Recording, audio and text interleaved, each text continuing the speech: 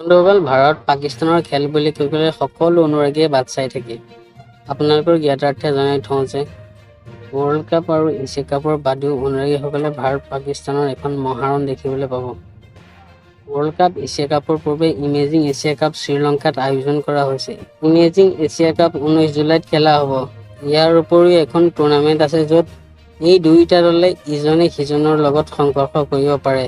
এই প্ৰতিযোগিতাখন এছিয়ান গেমছত য'ত ভাৰত আৰু পাকিস্তানৰ মাজত খেল খেলিব পাৰিব।